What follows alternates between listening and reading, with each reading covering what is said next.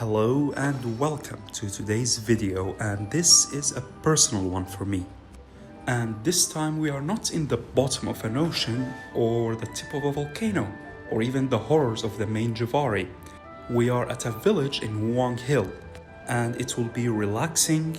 We will do some fighting, some lore, some exploration and some cute stuff, all while appreciating Keqing. Now we will be Traveler, and Traveler was lounging in Notcry until we received a letter from Keqing. Share a bite. Another year, another birthday. I'd planned to do what I did last year, prepare a proper meal myself and gather with my friends to celebrate. But as it turns out, a member of the survey team had a family emergency and had to rush home, so I took over his work to let him return without worry. Juggling multiple tasks is nothing new to me, but it does mean I won't be making it back to Liyue Harbor on time. The ingredients I'd ordered will have to be handed off to a neighbor instead. Still, my teammates surprised me today with what they called birthday cake. A closer look revealed it was made of mashed potatoes and carrots, shaped like a cake with a few grilled tigerfish stuck on the top on the place of candles. A little creativity in hard times. It's not without its charm. Would you care to share a bite with me? Now, good on you, girl. You have done some charitable work. You have helped out a friend, and especially in family emergency. Good work. But as much as I appreciate your friend's initiative, as you say, if someone handed me a cake that is made out of mashed potatoes and isn't a shepherd's pie, and especially using fish as candles, I'd be appalled. This is not a birthday. This is manual labor. And clearly, you deserve better than that.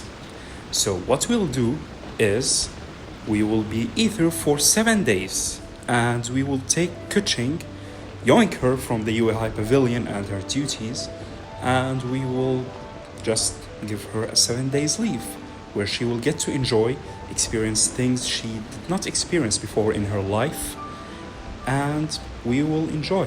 It will be a 7 days date, if you call it, all the while everyone else will be using this time we are distracting Keqing with this date to prepare for a proper birthday party. And we begin. One of Keqing's favorite things is to shop for clothes, even though she does not use them, just for the sake of it.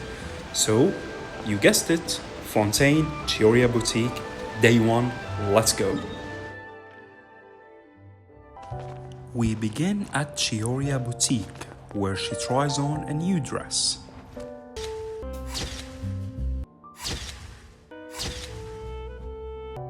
Yep, good pick. That one is lovely. Now go put it on and I'll go pay. Go on, don't be shy. I won't look. Promise. Maybe. There we go. A few moments later.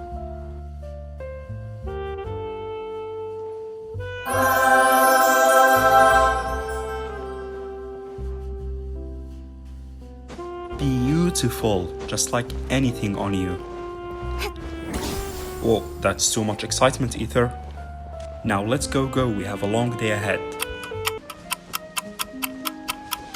What is a journey through Fontaine without a bit of romance? And what is romance without commemorating it in pictures? This spot is perfect. Just stand here, be natural. It's only us here. No need to be shy.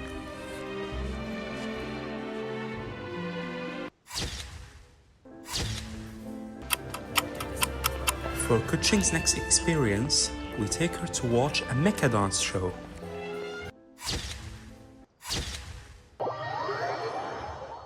For Keqing's Inazuma experience, we cannot say we've been here without visiting the Narukami Shrine.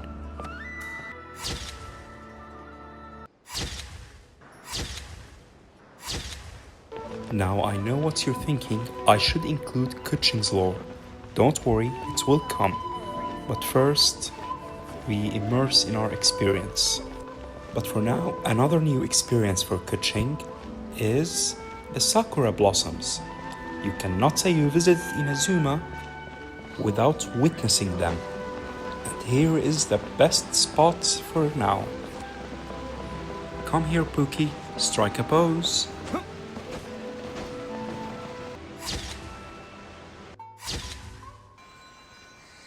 On day 3, we take Keqing back to Liyue. But the aim today is to show her that not everything in Liyue is this harbor. In my mind, the true beauty of this nation lies here in Chenyu Vale, which unfortunately she cannot get to experience usually thanks to being stuck in bureaucracy.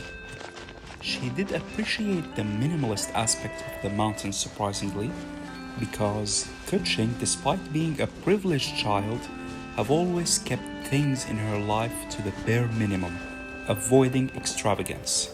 And now for a boat ride, and if your ears can tolerate Yunjin, she can tolerate this. Alright, have a seat, dear. Uncle Boso, listen, whatever your name is, I'm on a date. Don't mess it up. I do hope the next time Keqing returns here, it will not be with a construction permit and drillers. It will be a shame to ruin this beauty. Keqing's story basically is about a hard-working girl who thinks she can do anything she puts her mind onto until reality shows her otherwise. You see, her skepticism of the gods was never out of heresy, but rather fear of abandonment. In a lantern rite, she said her word, which was now famous: Rex Lapis have watched over us for a millennia, but what about the next millennia? And the next 10? What happens when he stopped doing his duties? To which then Rex Lapis burst into a hearty laugh, and no one until now knows what he was laughing about. She feared the day when the gods lose interest in humanity or stop doing their duties towards them. To which she said, if humanity does not show value, how can we expect the gods to ever care about us? When her ideas was met with rejection, she turned her skepticism into out of control mode, questioning everything. Questioning even if Rex Lapis ever loved them, and even questioning people around her. This harmed even her work. No assistant could keep up with her over 3 months. And despite yielding stellar results, they were counterproductive because no one in the Keqing could sync with her results at the same pace. Which was unfair to her and to the people of Liyue, because their lifespans and power was nothing compared to the gods she wanted to replace. So it made things hard for everybody. Alright, back to our date, and we are in Yilong Wharf. Specifically this stage for storytellers and even Yunjin shows. And speaking of storytellers, we will continue Keqing's lore a bit later.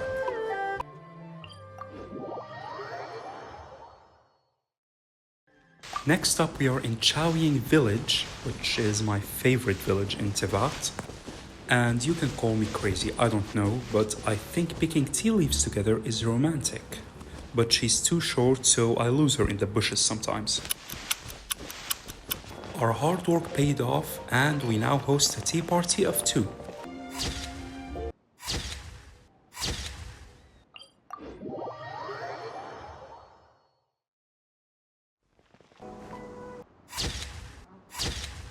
On day 4, we are in the Jade Chamber. Keqing often complains about Ningguang, so Ether thought that maybe we can blow up her office as a prank, to which her secretary, Miss Buzzkill, blew it up. No pun intended. So we jumped off the Jade Chamber, conveniently right under it where Pervasi's shrine is, so Keqing can pay her respect to the Adepti, as she should. But we have no incense, and Mr. Fake Adeptus here is hopeless. So we simply take photos. And we end it by releasing a couple lantern in prayers for the Adepti and for love. If you know, you know. Our date was interrupted by news of ruin guard activity beneath Qingce village. Now we can call the Millilith to handle it, but this is all about Keqing experiencing new things. So, you guessed it, adventure time. In Baiju's story quest we learned that Qingce is built upon exceedingly dangerous ruins because it's full of god remains. Especially Archon War days, a vile monster called the Che wrought havoc upon it, right up until it was subdued by Rex Lapis, by using many statues in his liking to subdue him. I think you can see them in here.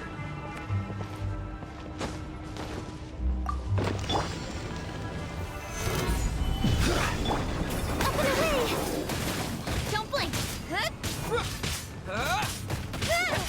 Cut to the chase! Hey!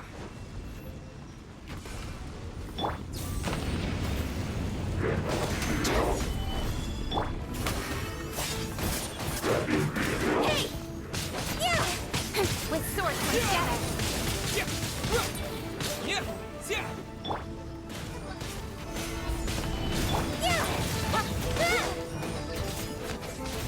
Let them fly.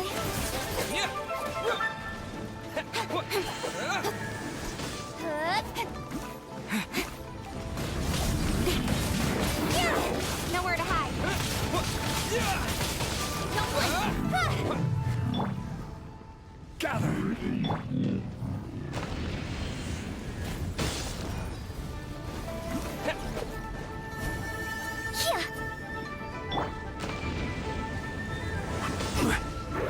Stabilize! This is order!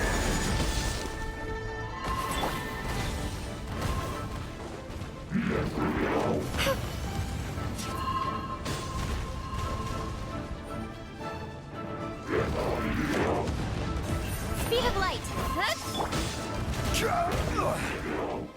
Gather!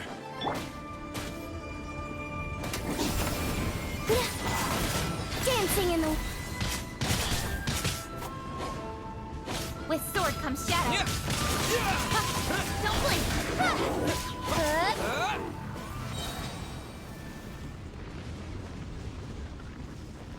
Easy, but annoying.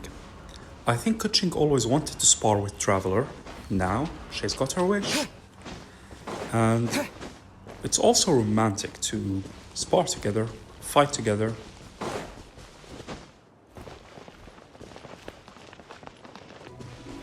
Over there, I think, is some of the mini statues we mentioned.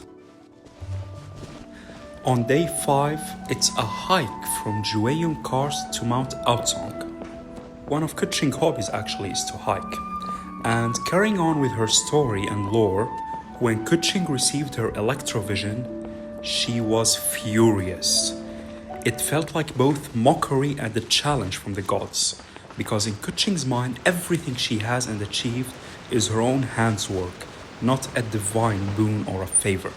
So she wanted to destroy it, hit it with a hammer, incinerate it on fire for 3 days and 3 nights, toss it off the Jade Chamber. It did not shatter, of course.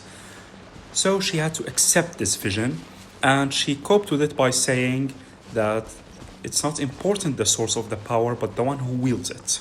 But the real change began when the Adepti finally allowed the Liyue Qixing to manage and govern Liyue's affairs. Keqing was ecstatic about it. This was what she was waiting for, until reality hit her that without the Adepti and Rex Lapis, whatever she's doing, it's not enough. She's burning herself and everyone around her, and she finishes one paperwork to find a mountain more waiting. So she isolated herself and went studying. And the more she learned, the more she began to appreciate and respect the Adepti and Rex Lapis, and stopped wanting to replace them. On day 6, Traveler wanted to show Keqing how privileged Liyue is and how easy they got it, by showing her the troubles of a less privileged nation. A lot less. So, Natlan it is. We each will be using one shield and Traveler and Keqing, since it's a date after all. I'm not sure about the outcome, but I'm confident in my Traveler. And most of all, must protect Keqing, chivalry and all.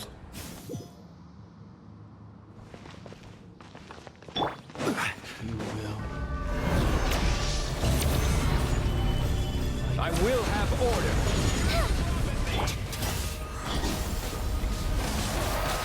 Take 5. I'll take over.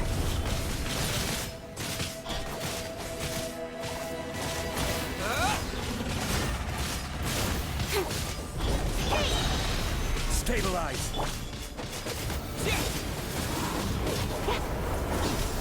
Nowhere to hide.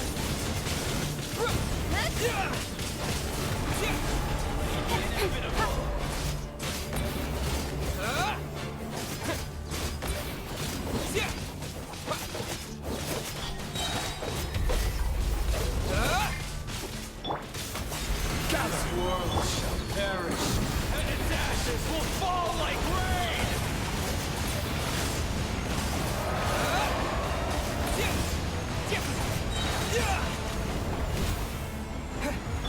This is order.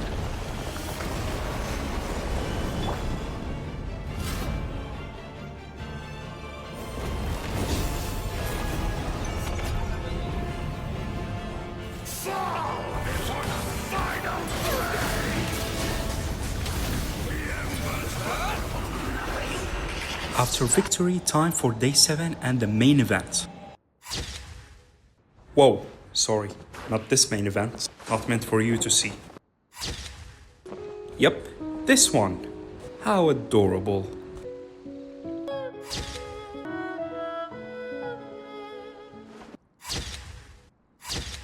Before the party, we let Keqing soak in hot water. Goodness knows she needs it.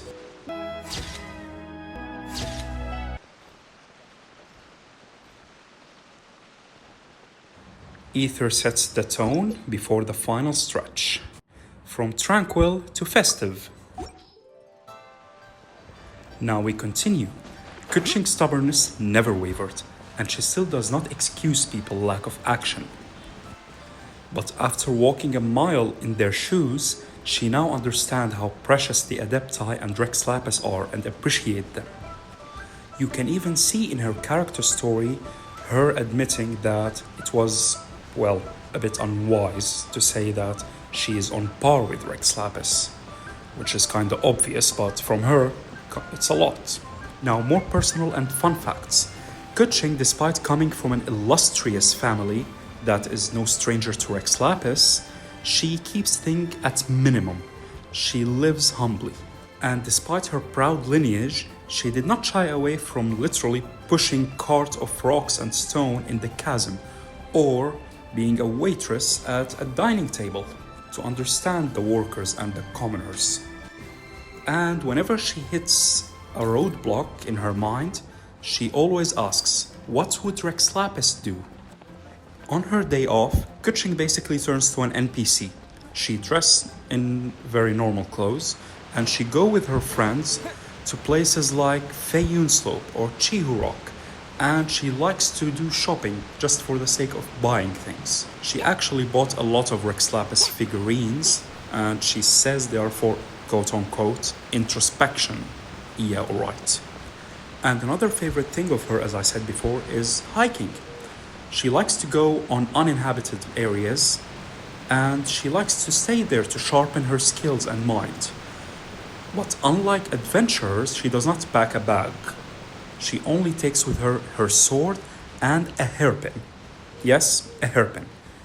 And whenever she feels peckish, she would infuse the hairpin with electro, and she would use it in water to electroshock fish. And she would grill the fish. Literally, this hairpin is everything to her in her utility. Even people ridiculed her for it. And that's where her specialty dish comes, grilled tigerfish. And another fun fact, some say that Keqing's sword art is the same one that Chi-Chi uses. So there's that. Now for my final thoughts on Keqing's agenda before she realized and changed that when she thought she can be on par and replace gods, what I think of it. Realistically, it will not go on forever. I mean, Liyue is a colossally large nation, and we have seen the necessity of power. And without Adepti or a god's power, Liyue is basically on privileged time. And even on Liyue's Archon quest, we see Lady Ningguang says that Rex Lapis's quote-unquote death will not impede the Order of the Seven, and eventually a new Lord of Geo will rise. And even Zhongli says this is an age of gods and monsters, and he hinted at the possibility of a new god. With that out of the way, we have arrived to the party. While Traveler was distracting Keqing with this 1 week date, everyone was preparing. Surprise!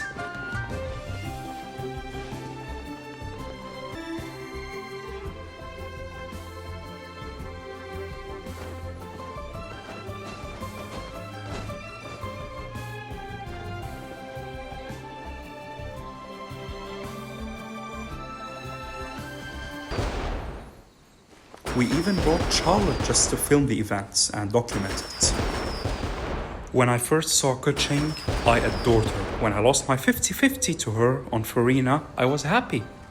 When I got to know her views at first, I hated her. But when I saw the full story, I love her again. And now, time to end this with a group photo. But before we set off the last fireworks, it's time for me to give Keqing her birthday gift. A gift that I did not give any other character.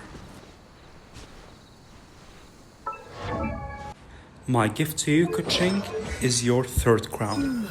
You are now my first and probably only triple crowned character, as you always have deserved. Happy birthday to you.